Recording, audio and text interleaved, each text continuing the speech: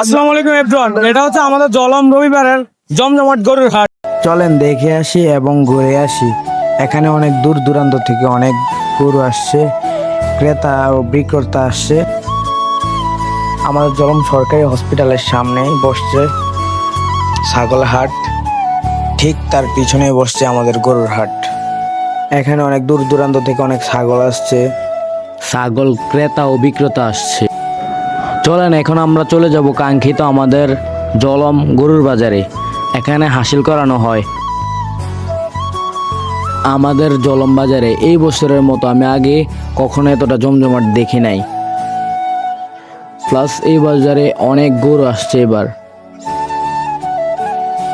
এদিকে দেখতেছি আমরা গরু কেনার জন্য দামাদামি হচ্ছে। আলহামদুলিল্লাহ, আমাদের জলম বাজারে এই বছর এত গরু হয়েছে, আগে কখনোই আমাদের জলম